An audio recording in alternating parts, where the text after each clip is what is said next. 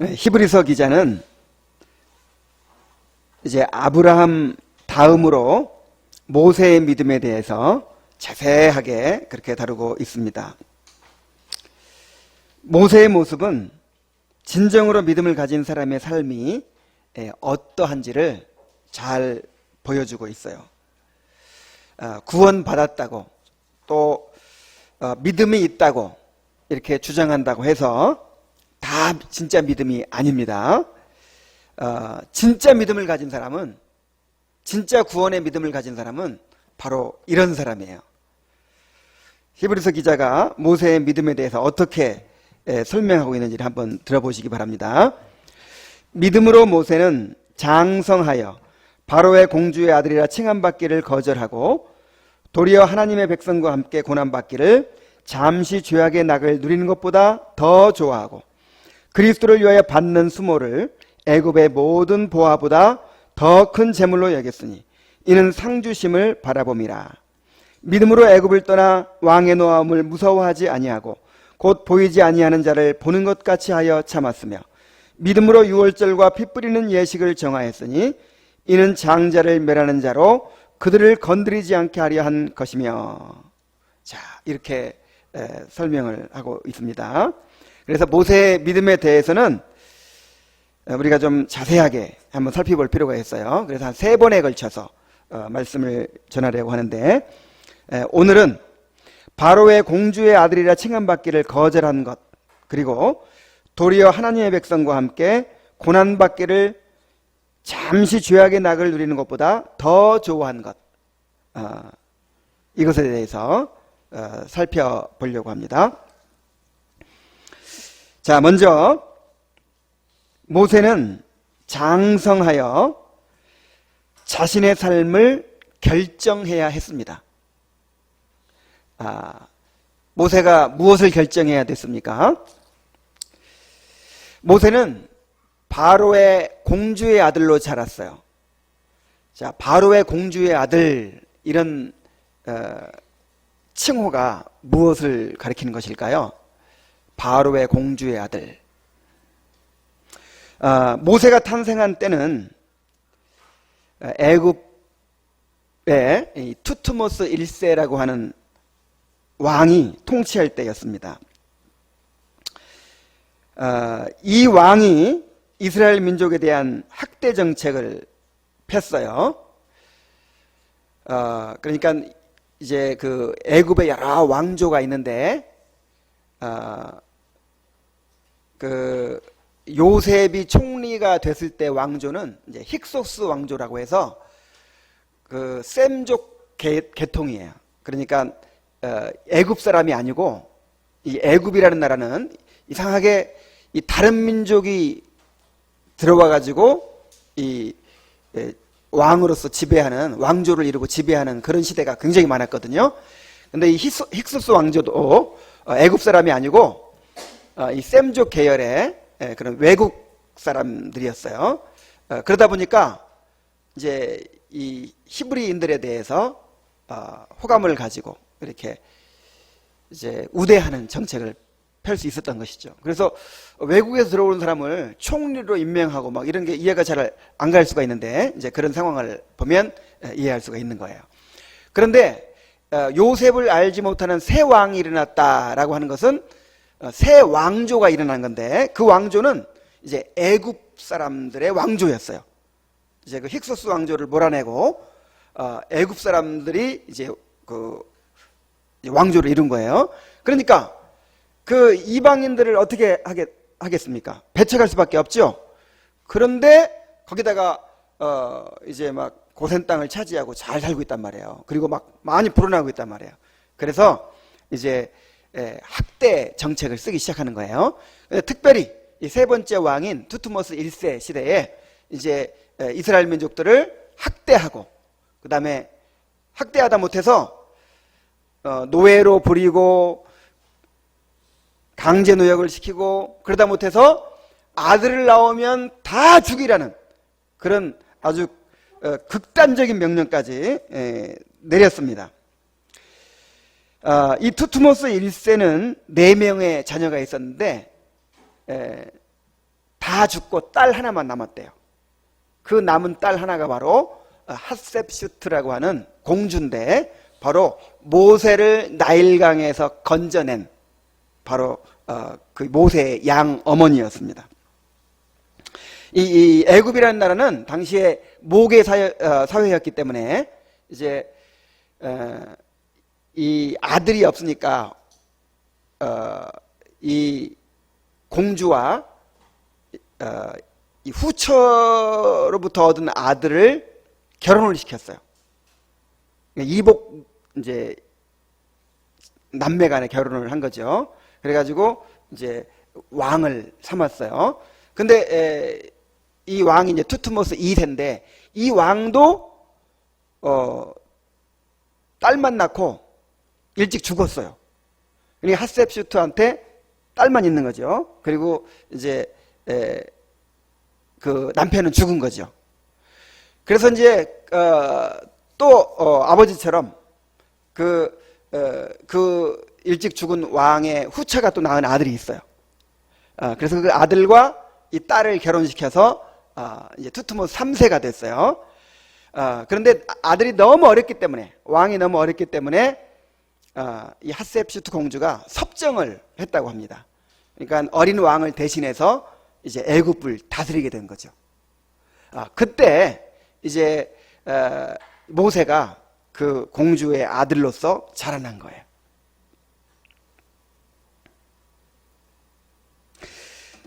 그래서 모세가 만일 왕이 되고자 하는 야망이 있었다면 얼마든지 애굽의 왕위를 가질 수도 있었어요. 왜냐하면 지금 모세의 양어머니가 애굽을 다스리는 실질적인 왕이에요. 그리고 이 모세의 양어머니 이 핫셉슈트 공주는 이 의붓 아들, 지금 현재 왕인 의붓 아들을 미워해가지고 빨리 쫓아버렸대요. 전쟁터로, 변경의 전쟁터로 쫓아버렸어요.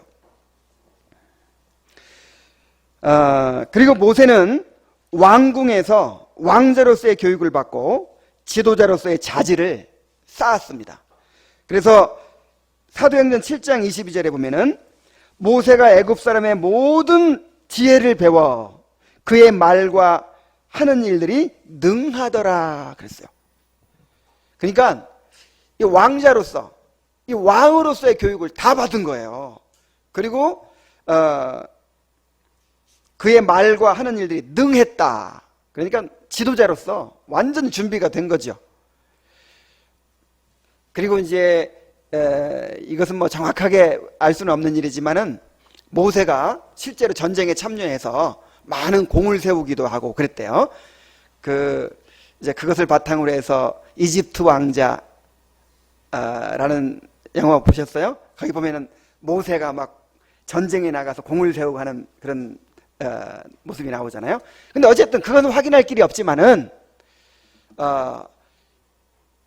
왕자로서의 모든 교육을 받아서 애굽의 모든 지혜를 다 배웠다고 그랬으니까, 그리고 말과 행사가 다 능했다고 했으니까 완전 지도자감이죠. 그러니까 모세가 야망만 있었다면, 맘만 먹었다면 어떻게 할 수 있어요? 왕위를 차지할 수 있죠. 그러나 모세는 또한 하나님의 약속을 알게 됐어요. 어떻게 알았을까요? 모세의 친부모가 모세를 어린 시절에 키웠잖아요. 그리고 아마 또 계속 관계를 맺었을 거예요. 그래서 조상으로부터 내려온 하나님의 약속을 알게 된 것입니다. 하나님을 알게 되고 또 하나님의 약속을 알게 된 거예요. 너는 이스라엘 백성이야. 너는 하나님께서 특별히 살려주신 사람이야. 우리 민족이 이제 가나안 땅을 향해 가야 되는데 네가 이렇게 특별히 택함 받고 하나님의 은혜로 살아나고, 그리고 이렇게 애굽의 왕궁에서 이런 교육을 받고 자라게 되었으니 너의 책임이 있는 거야. 이런 것을 가르쳐주지 않았겠습니까? 그래서 모세는 어렸을 때부터 사명감을 가지고 자랐을 것 같아요.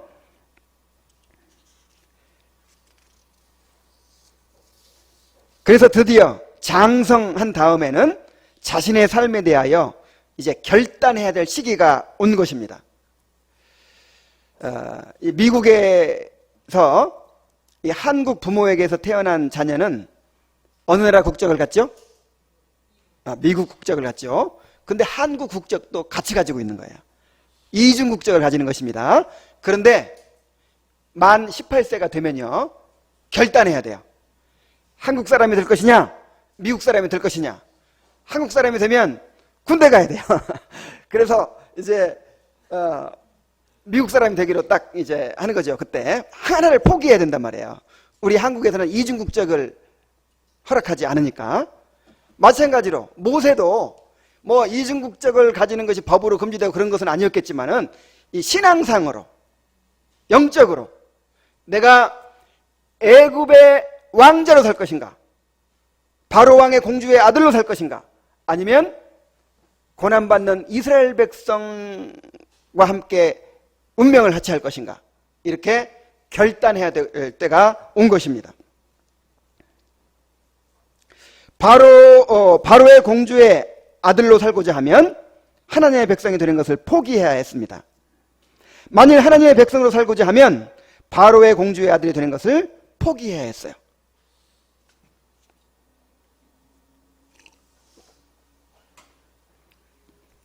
믿음은 언제나 이렇게 양단 간의 결단을 요구합니다. 성경이 보여주는 믿음은 오늘날 그리스도인들이 생각하는 믿음과 전혀 달라요. 오늘날 그리스도인들은 두 가지를 다 붙잡을 수 있다고 생각을 합니다. 세상을 포기하지 않으면서도 하나님 나라 백성이 될 수 있다고 그렇게 생각을 해요. 세상을 사랑하면서도 하나님을 사랑할 수 있다고 그렇게 생각을 합니다. 이것도 저것도 포기하지 않으면서 적당히 믿는 그런 믿음이 있을 수 있다고 생각을 합니다. 그러나 이것은 큰 착각이에요. 절대로 성경은 이런 믿음의 존재를 인정하지 않습니다. 성경은 오직 두 길만을 제시합니다. 신자냐 불신자냐, 좁은 길이냐 넓은 길이냐, 의인의 길이냐 악인의 길이냐, 세상의 길이냐 그리스도의 길이냐, 둘 중 하나예요. 중간이 있을 수가 없어요. 제3의 길이 있을 수가 없어요. 여러분, 결혼하는 것을 한번 생각해 보십시오. 내가 이 남자도 사랑하고 저 남자도 사랑하고 그렇게 할 수 있습니까?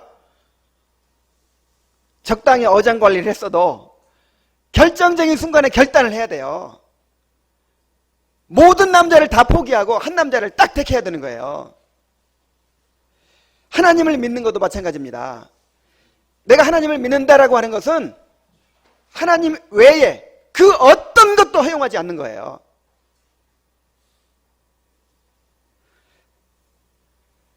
세상이 아니면 하나님입니다. 세상과 하나님을 동시에 붙들 수는 없습니다. 그래서 성경에는 적당히 믿는 신자의 개념이 전혀 없어요. 이거 오늘날 사람들이 그렇게 생각하잖아요. 구원 받았어도, 구원은 은혜로 받는 거니까 구원 받았어도 적당히 믿는 사람들이 있을 수 있다. 이걸 이제 육적인 그리스도인이라고 하죠. 근데 성경에 이런 개념이 전혀 없단 말이에요. 전혀. 성경에 구원받은 사람들의 삶을 한번 보세요. 누가 그렇게 산 사람이 있습니까? 뭐 성경뿐만 아니라 교회사에서 하나님의 백성들이 어떻게 살아왔나를 한번 보세요. 사도시대에, 교부시대에, 또 종교개혁 시대에, 청교도들의 시대에 정말 중생하고 회심한 그리스도인들의 삶을 한번 보세요. 어떻게 적당히 하나님 믿는 사람들이 있었습니까? 육적인 그리스도인들이 어디 있었습니까? 세상을 사랑하면서 그렇게 적당히 하나님을 믿는 사람이 어디 있었습니까?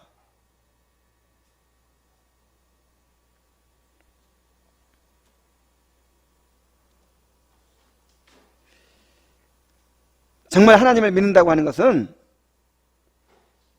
분명한 결단을 하는 것입니다. 양당 간에 확실하게 택하는 것입니다. 하나님입니까? 아니면 세상입니까? 분명히 결정을 해야 돼요.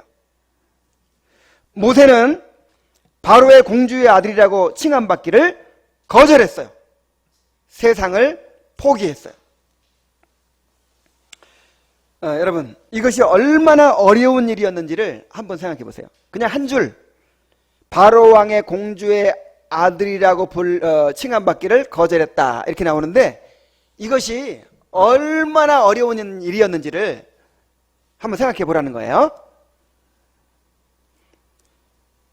모세는 애굽의 왕이 될 수도 있는 위치에 있었습니다. 그는 이미 권력의 맛을, 그 권세의 맛을 보았어요. 이렇게 권세의 맛을 본 사람이 풍요롭고 안락하고 그 세상의 온갖 행복을 다 맛본 사람이 그것을 포기하는 것이 얼마나 어려운 일이었을까요? 특히 이 남자한테는요, 어떤 그 야망이 있는 거예요. 뭔가 성취의 욕구가 있는 거예요. 저도 목회를 하면서 말은 그럴싸하게 항상 주님을 사랑하고 주님을 위해서 뭐 헌신한다고 헌신하는 것처럼 그렇게 하지만은 내 마음속 깊은 곳에 큰 교회를 해보고 싶은 거예요. 그리고 이름을 좀 내고 싶은 거예요. 사람들이 알아줬으면 좋겠고, 이런 야망이 절대로 없어지질 않아요. 내가 철저하게 깨어지고 낮아지고 그렇게 하나님께서 오랜 시간 연단한 다음에야 이것을 내려놓을 수가 있었어요. 이것이 얼마나 정말 집요하게 우리를 붙잡는지 몰라요.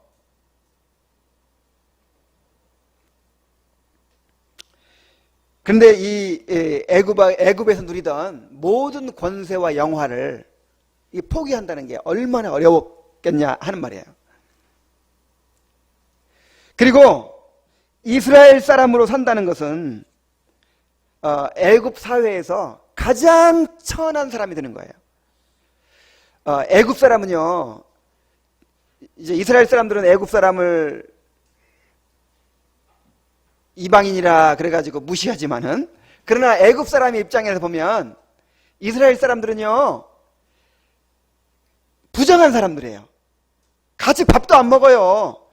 그 요셉이 살아있을 때도 이제 바로 왕의 명령 때문에 막 대접은 하지만은, 이렇게 음식도 갖다 대접은 하지만은 같이 밥을 안 먹었다고 그랬어요. 부정하게 여기기 때문에. 애굽의 이 문명 국가 사람들이 그 유목민들을 제일 천하게 여기는 거예요. 그런 떠돌아다니는 그런 거지 같은 무리들하고 밥을 같이 먹어? 그런데 지금 요셉도 죽고 지금 어떤 처지가 됐죠? 애굽에서 가장 비천한 천민들이 됐어요. 노예들이 됐어요. 그래서 모세가 이제 자기 동족들과 함께 운명을 같이 한다고 하는 것은 가장 높은 위치에서 가장 낮은 위치로 내려오는 것을 의미했습니다. 바로의 공주의 아들이 하루아침에 노예의 아들이 되는 것입니다. 그리고 이것은 자신을 길러준 양어머니를 배신하는 일이었어요. 모세를 죽음에서 건져준 사람이 누구예요? 어머니잖아요. 양어머니였잖아요. 그리고 온갖 사랑으로 이 모세를 키웠어요. 아들이 없으니까 아마 자기의 모든 걸 다 걸었을 거예요. 그래서 애굽의 인류 교육을 다 시키고 모세의 후원자가 돼서, 모세의 지지자가 돼서 모세를 위해서 모든 걸 다 한 거예요. 그래서 오늘날까지 이렇게 키워준 거예요. 그런데 그 어머니를 배신해야 되는 것입니다. 자기를 사랑하고 기대해주는 사람을 실망시키는 것처럼 어려운 일이 없습니다. 그래서 신앙생활에서 이 핍박도 어려운 일이지만요, 핍박을 이기는 것도 어려운 일이지만, 이렇게 인정에 끌리는 거, 이거 정말 사랑을 배신해야 될 수가 있거든요. 나를 너무너무 사랑해주고 기대해주고 막 그러는데 신앙 때문에 거절해야 되고, 버려야 되는 그런 상황이 있는 거예요. 자, 이것뿐이었습니까? 만일 바로의 공주의 아들이 되기를 포기하면요, 노예의 백성들과 함께 고난을 받아야 했어요. 이것은 애굽을 배신하는 일이었기 때문에 이 정적들에게 너무나 좋은 공격의 기회를 주는 것입니다. 이 높은 위치에 있으면요, 여러분 왕자 되고 싶죠? 공주 되고 싶죠? 근데 왕자들은 파리 목숨이에요, 사실. 이 조선 왕조에서 왕자로 태어났다 그러면 하나 살아남고 다 죽는 거예요. 누군가 왕이 되면 남은 왕자를 싹 죽여야 돼요. 왜냐하면 다 그게 이제 그 왕자를 붙들고 명분을 세워서 반역을 일으키거든요. 그래서 이 높은 위치에 있으면요, 그만큼 정적들이 많고 위험하거든요. 근데 바로의 공주의 아들이 이 노예 백성들, 그렇지 않아도 지금 눈에 가시처럼 돼가지고 이렇게 억제하고 억압하고 국가적으로 그런 정책을 펴고 있는데 그 백성들의 편에 섰다. 그럼 어떻게 되겠어요? 생명이 위험한 것이죠. 자, 이 모든 어려움에도 불구하고 모세는 바로의 공주의 아들이라 칭함받는 것을 거절했습니다. 그러니까 어쩔 수 없어서 그렇게 한 것이 아니고 자기 의지로 그렇게 선택을 했다는 뜻입니다. 거절했어요. 그는 고난받는 이스라엘 백성과 함께 운명을 같이 하기로 결정했습니다. 애굽 사람이 이스라엘 사람을 학대하는 것을 보고 분노가 일어나서 그를 쳐서 죽였어요.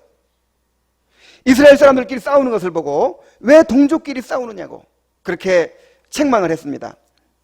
애굽의 왕자로서 이러한 행동을 한 것은 완전히 이제 마음을 정했다는 뜻입니다. 이제는 내가 애굽 사람이 아니다. 내가 이제는 애굽의 왕자가 아니라 이제는 이스라엘 백성이다. 하나님의 백성으로 살겠다. 이런 결단을 한 것입니다. 이것은 누가 강요한 것이 아니었어요. 그는 장성하여 자유롭게 판단하고 선택할 수가 있었습니다. 그가 무슨 감정에 휩쓸려서 그렇게 결정한 것도 아니에요. 동정심 때문에 이렇게 한 것이 아니에요. 충분히 계산해보고 충분히 생각하고 그 애굽의 모든 지혜와 학문을 다 배워서 합리적으로 생각할 수 있는 그런 지식을 가지고 충분히 생각할 때 결정한 거예요. 그가 왜 이런 결정을 내렸을까요? 자, 왜 이런 결정을 내렸을까요? 히브리서 기자가 답을 해주고 있잖아요. 믿음으로 라고 답을 해주고 있잖아요. 믿음으로 바로의 공주의 아들이라 칭함받기를 거절했다.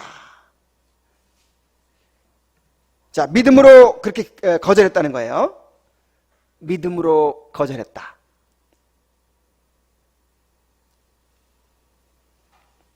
바로 하나님의 약속을 바라보았기 때문입니다. 조상들로부터 전수되어 내려온 그 하늘의 영원한 기업을 바라보았기 때문입니다.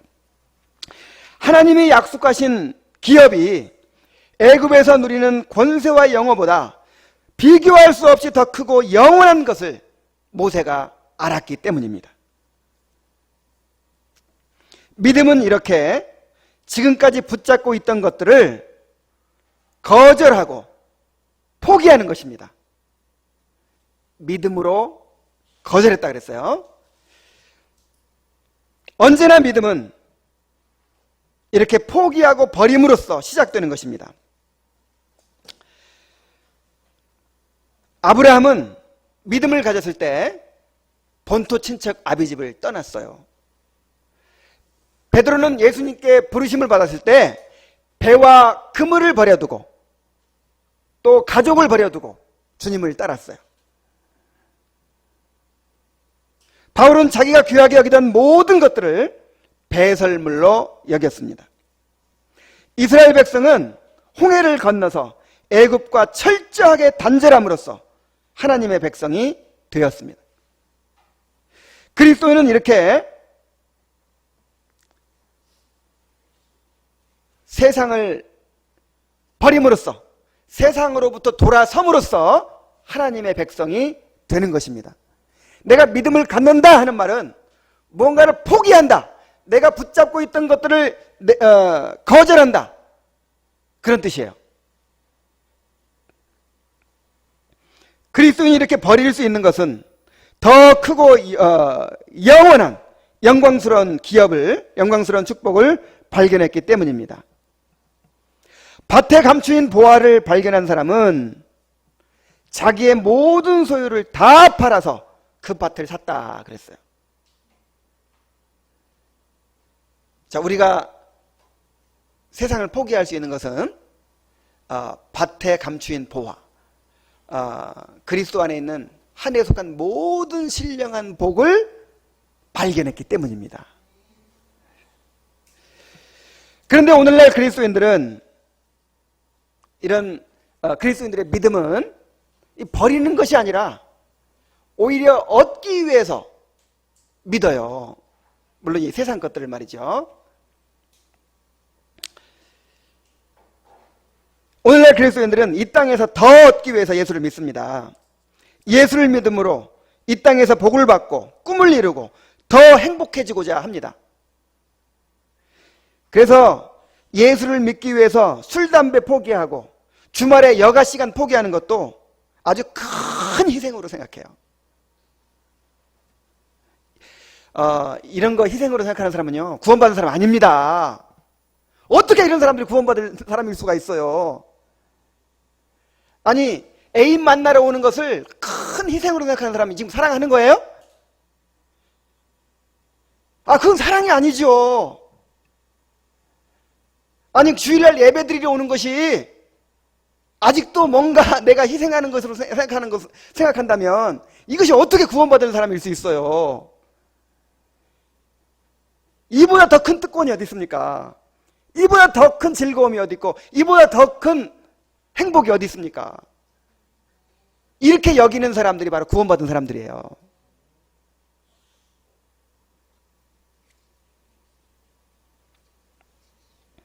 포기가 없는 믿음은 이거 믿음 아닙니다. 아직 밭에 감추인 보화를 발견하지 못한 거예요. 주님은 말씀하셨습니다. 나를 따라오려는 자가 자기 부모와 처자와 형제와 및 자기 목숨까지 미워하지 않으면 내 제자가 될 수 없다. 자기의 모든 소유를 버리지 아니하면 내 제자가 될 수 없다 그랬어요. 이게 무슨 의미입니까? 아직 밭에 감춘 보화를 못 발견했잖아요. 주님 안에 있는 하늘에 속한 모든 신령한 복을 못 발견했잖아요. 그 발견하지 못한 사람이 어떻게 예수님을 따를 수가 있겠습니까? 그걸 발견한 사람은요, 모든 것을 다 버리고 따르게 돼 있단 말이에요. 본토 친척 아비집을 떠난다니까요. 배와 그물을 버려두고 떠난다니까요.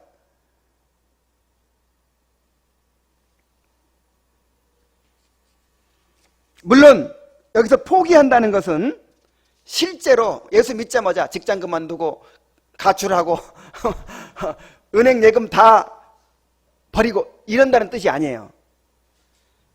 여기서 포기한다는 것은 소유권을 양도한다는 것입니다. 그동안에는 그것을 의지하고 살았어요. 그것이 나의 행복이라고 여기고 살았어요.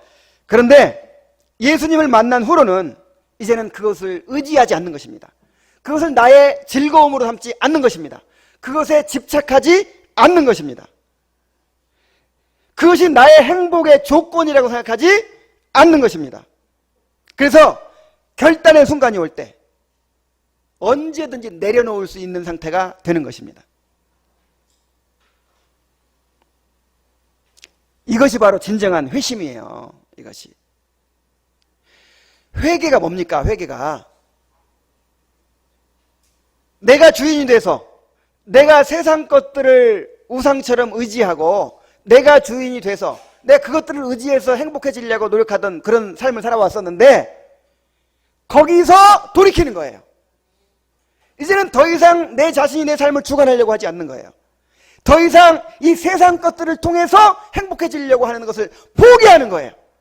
오직 그리스도 안에 행복이 있다는 것을 인정하는 거예요. 그리스도 안에서 허락된 약속이 나의 소망이 되고 나의 삶의 목적이 되는 거예요. 그래서 세상으로부터 돌아서서 그리스도께 내 자신을 드리는 것, 이것이 회개입니다. 이런 회개가 없이 믿음을 가질 수가 없는 거예요. 여러분, 탕자가 아버지 집으로 돌아온 것이, 그것이 회개죠. 자기 있던 곳에서 떠나서 아버지 집으로 돌아온 것이 회개입니다. 확실하게 돌이켜야 회개예요. 그런데 세상의 헛된 것들을 포기하지 못해서 영원한 보화를 놓치는 사람들이 있습니다. 이 부자 청년은 자기가 가진 재물을 포기하지 못해서 영생을 잃어버렸어요. 세상에 이런 어리석은 일이 어디 있습니까? 내가 영생을 얻고자 하면 내 재산을 팔아서 가난한 자들에게 주고 나를 따르라. 그러면 하늘의 보화가 있으리라. 이런 분명한 약속이 있는 거예요. 근데 이 부자 청년은 재물이 너무 많기 때문에 근심하며 돌아갔다 그랬어요. 그런데 이 부자 청년의 진짜 문제가 뭡니까? 재물이 너무 많아서가 아니죠. 그 재물과 비교할 수 없는 하늘의 보화를 발견하지 못했기 때문인 거예요.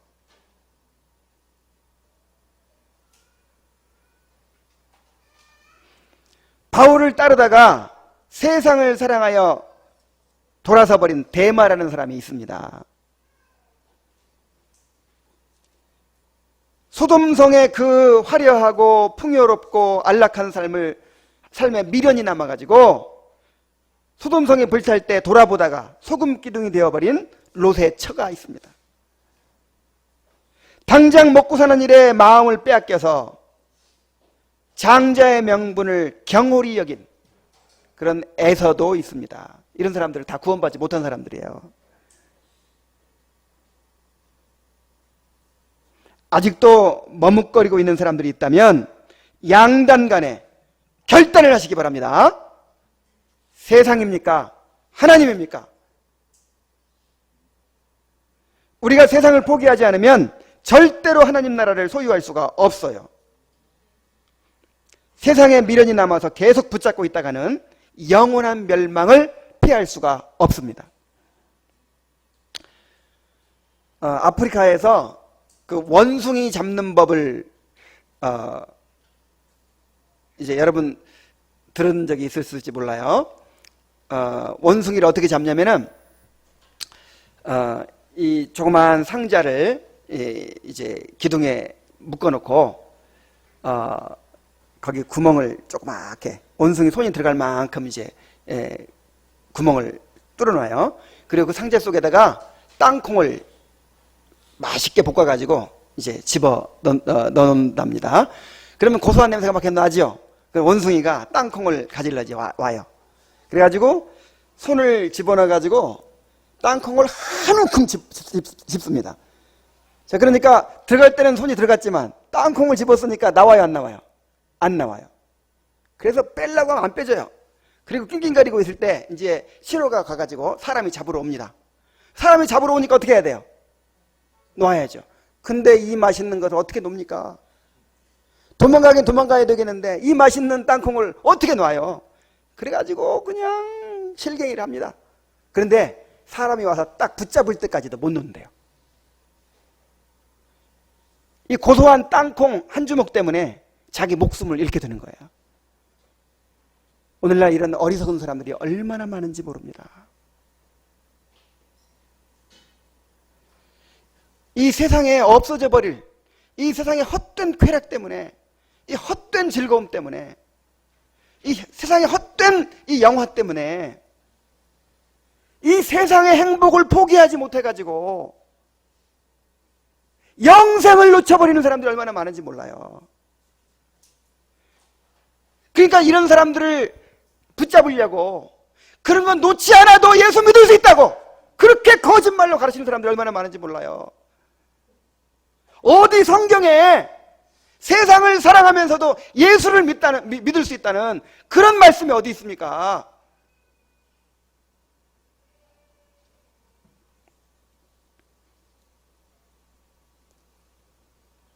하나님의 약속을 바라보기 때문에 기꺼이 세상 것들을 아낌없이 포기할 줄 아는 그런 성도들이 되기를 바랍니다. 우리가 이미 하나님의 백성이 됐어도 우리는 세상 속에 살기 때문에 끊임없이 우리 마음속에서 우상들을 제거하고 우리가 붙잡고 있는 것들을 내려놓아야 돼요. 바로 이 예배야말로 바로 그런 일들이 일어나는 순간입니다. 오늘 하나님을 예배하면서 아직도 남아있는 그런 것들을 철저하게 내려놓을 수 있기를 바랍니다. 자, 모세는 하나님의 백성과 함께 고난받기를 죄악의 낙을 누리는 것보다 더 좋아했다 그랬어요. 이야, 참 이거 보세요. 모세가 바로의 공주의 아들이라고 하는 것을 거절했죠.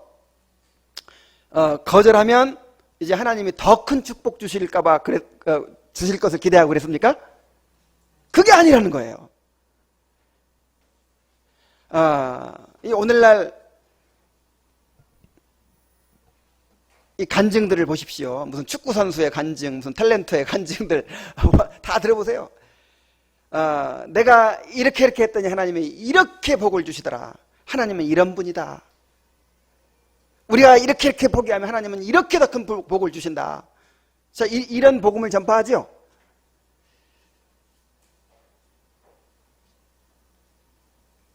그런데 모세는요, 내가 바로 왕의 공주의 아들이 되는 것을 포기하면 하나님이 바로보다 더 높은 어떤 왕의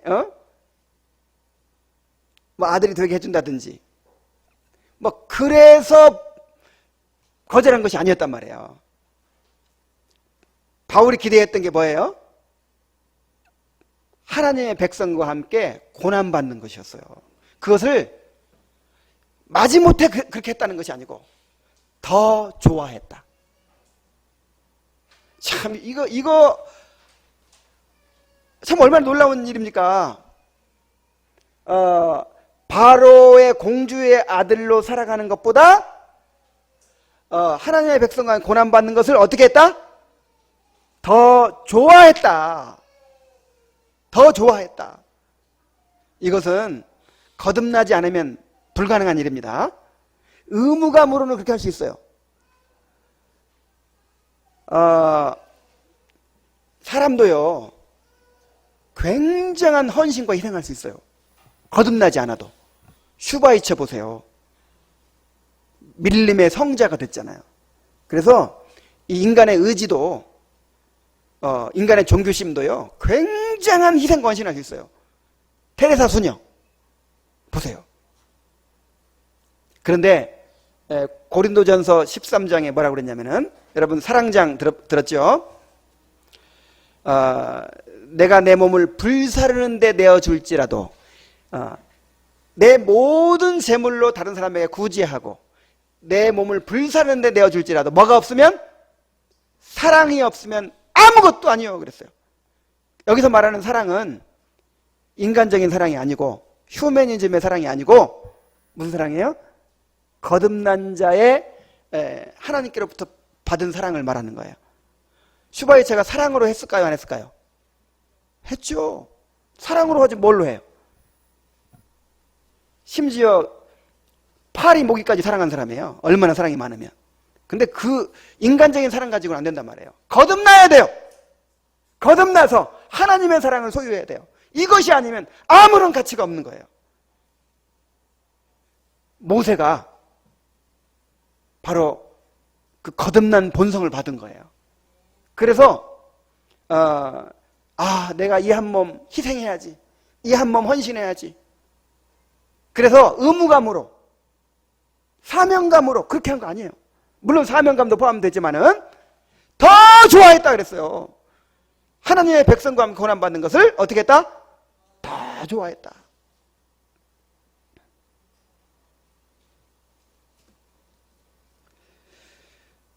모세는 이러한 결단을 한 순간부터 이제 고난받는 삶이 시작되었습니다.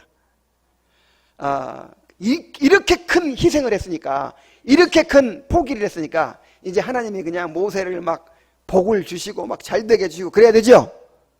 그런데 그게 아니었단 말이에요. 자, 이제는 내가 40살이 됐어요. 40살이 돼서 이제 정점에 섰어요. 애굽에서 가장 높은 권세를 차지하고 이제 맘만 먹으면 왕까지 될 수 있고 이제 뭐든지 할 수 있는 그런 때가 됐어요. 그때 큰 결단을 하고 이제 하나님의 백성을 고난받기로 한 거예요. 그래가지고 애굽 사람을 쳐 죽이고 막 이스라엘 사람들의 삶에 이제 끼어 들어가지고 지도자 노릇하려고 막 하는데 어떻게 됐습니까? 하나님께서 쫓겨나게 만드신 거예요. 그 이스라엘 백성 동족들로부터 배척을 받아요. 얼마나 억울한 일이에요. 아니, 그럼 막 환영해도 부족하죠. 환영식을 열어주고 막 파티를 열어도 부족한데 네가 뭔데 간섭이냐? 우리가 언제 너를 지도자로 세웠냐? 그러면서 오히려 배척을 합니다. 그리고 이 이스라엘 사람 편 들었다. 애굽 병사를 쳐 죽였다.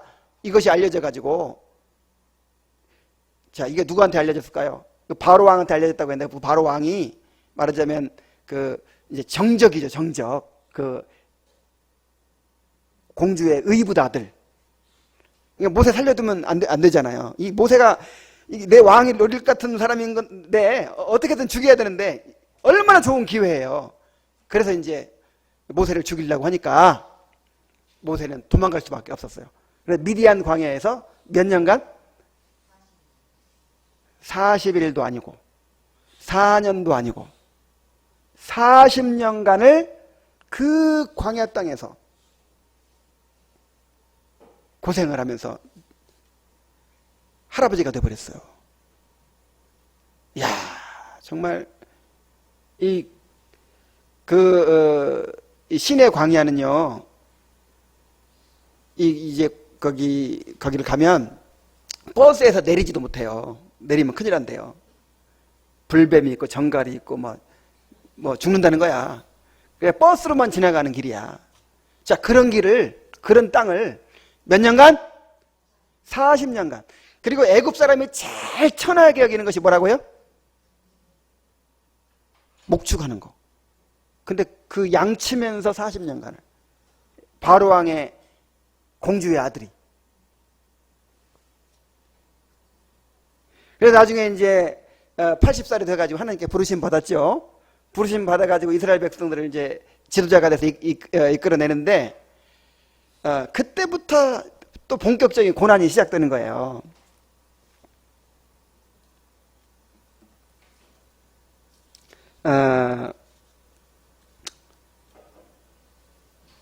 이 노예 백성들과 함께 광야를 40년간이나 유랑하면서 보냈어요.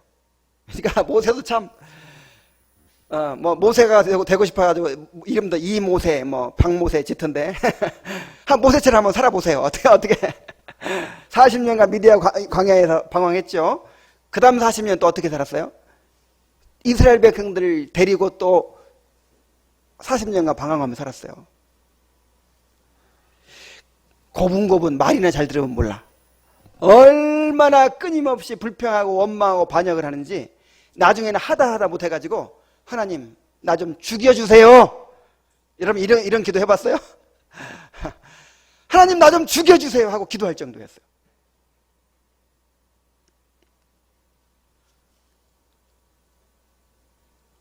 그러나 모세는 이것이 잘못된 일이라거나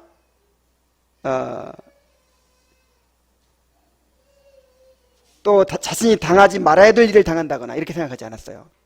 절대로 자신의 선택을 후회하지 않았습니다.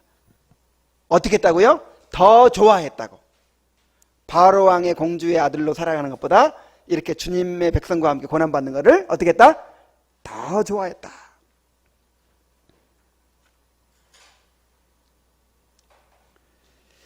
그것을 어떻게 표현했냐면 잠시 죄악의 낙을 누리는 것보다 더 좋아했다. 이렇게 표현하죠. 애굽 왕궁에서의 생활이 얼마나 화려했겠습니까? 그는 거기서 자신이 원하는 것은 무엇이든지 할 수 있었어요. 그러나 모세는 하나님 없는 행복의 허무함을 알았습니다. 아무리 화려하고 풍요롭고 안락해도요, 그것은 잠시예요. 잠시. 이 땅에서 누리는 것은 잠시입니다. 잠시. 이 잠시라는 말은요, 너무 허무하다는 거예요. 금방 지나간다는 거예요. 그리고 그것이 또 한 가지 의미는 근본적인 만족을 줄 수가 없다는 거예요. 우리 영혼은요, 하나님으로만 채워질 수가 있어요. 하나님 외에는 그 어떤 것도 채울 수가 없어요. 그래서 제가 전에도 얘기했지만은 차라리 가난해가지고 원하는 것을 못 얻을 때가 오히려 더 좋대요. 그러니까 내가 모든 걸 할 수가 없어가지고 내가 돈이 있으면 행복할 수 있겠는데, 내가 뭐 좋은 사람 만나서 행복하게 결혼 생활하면 행복할 수 있을 텐데, 내가 권세를 가지면, 쾌락을 누리면 행복할 수 있을 텐데, 차라리 이러면 이제 그것을 향해 가기라도 하죠. 근데 모든 것을 다 해본 다음에는 이제는 완전히 이제는 허무에 빠져버리는 거예요. 그래서 막 그 재벌 아들들 결국 마약에 빠지는 사람들이 많다고 하잖아요.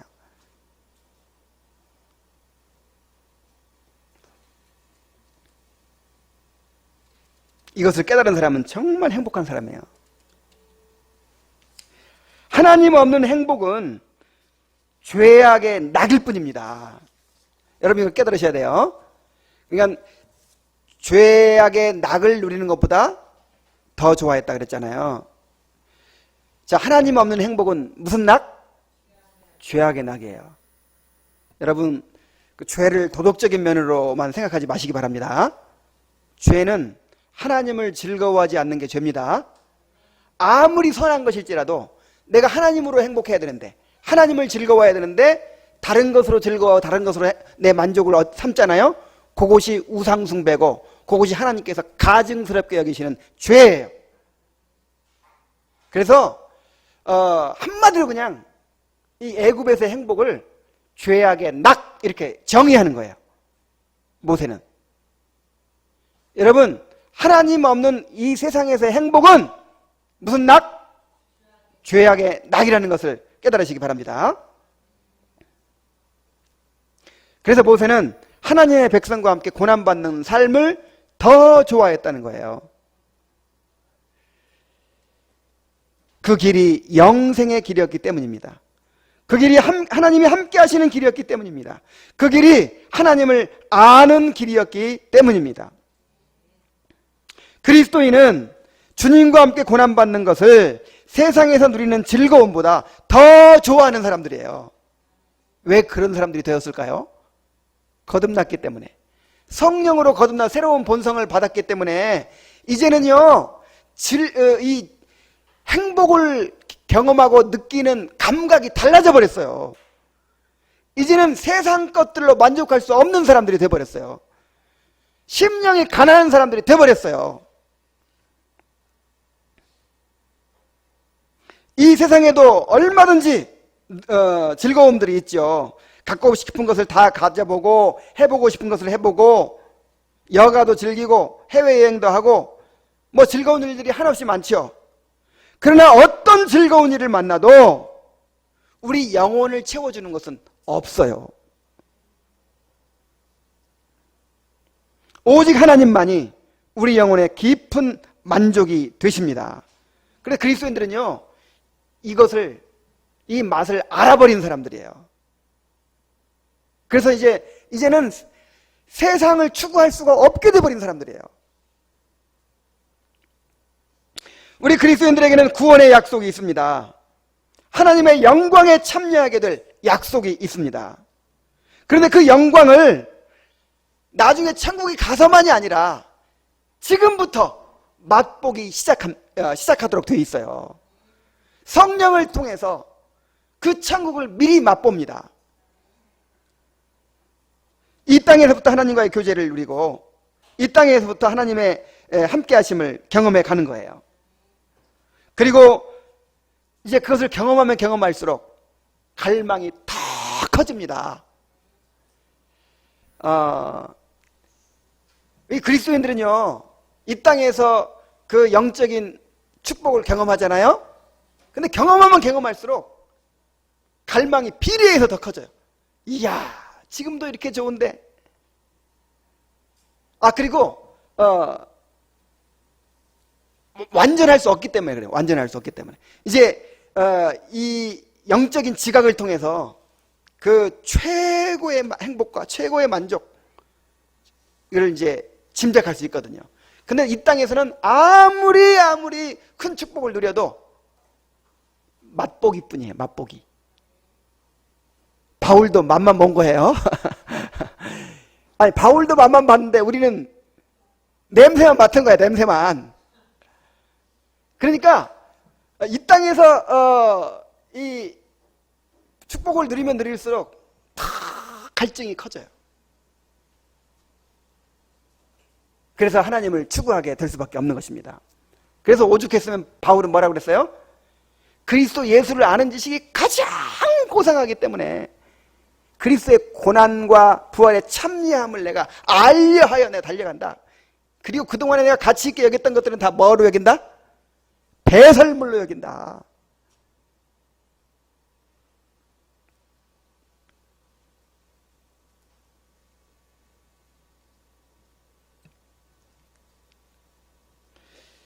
그래서 주님은 우리가 억지로 마지못해 따르기를 원치 않으십니다. 모세처럼 충분히 따져보고 계산해보고 그렇게 자원해서 결정하기를 원하십니다. 아니, 주님이 아쉬운 분이 아니에요. 아니, 주님이 우리에게 허락해 주시는 그 복이 얼마나 무한하고 영광스러운 복인데, 아니, 이것을 맛보고 이것을 경험한 사람은 막 오지 말라고 해도 오는 거예요. 그렇지 않겠습니까? 그래서 예수님은 항상 사람들을 흩어 보내시고 거절하셨지, 제발 오라고 사정한 사람 없어요.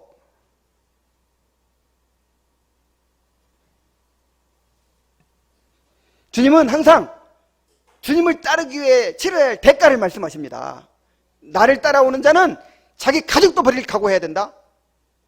자기 모든 재산도 버릴 각오해야 된다. 자기 목숨까지 버릴 각오해야 된다. 이런 각오하지 않으면 나를 따를 수 없다.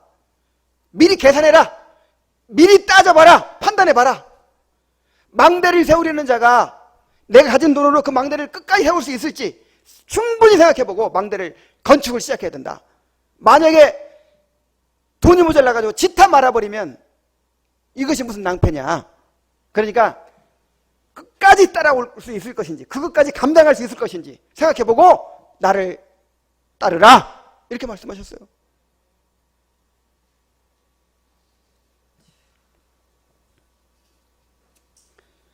여러분, 모세와 같은 은혜를 받으시기 바랍니다.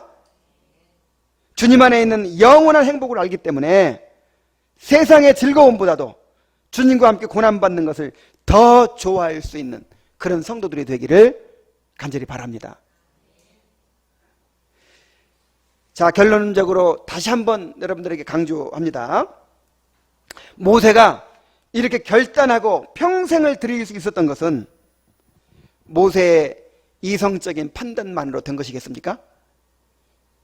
모세가 거듭나서 새로운 본성을 받았기 때문에, 그래서 새로운 본성에서 나온 그런 하나님의 약속에 대한 믿음을 가졌기 때문에 이런 결단을 할 수 있었던 것입니다. 그래서 정말 이런 믿음을 가지려면 거듭나야 돼요. 거듭나지 않고서는 안 됩니다. 이건 억지로 안 되는 거예요. 그래서 이제 진짜 회심이냐 아니면 거짓 회심이냐, 그러니까 이걸 구분하기 힘들죠. 근데 그걸 구분하는 그 방법 중에 하나가 뭐냐면 지속성이 있느냐, 이거거든요. 일시적으로는요, 이 구원과 상관없어도 막 눈물 콧물 흘리고 내 자신을 하나님께 드린다고 하고 막 뭐 헌신하고 이런 거 얼마든지 있죠. 그럼 구원받은 거예요? 지켜봐야 되는 거예요. 진짜 구원받은 사람은요, 이 모세처럼 일시적인 그런 해프닝으로 끝나지 않아요. 지속됩니다. 왜냐하면 본성 자체가 바뀌었기 때문에, 생명 자체가 바뀌었기 때문에.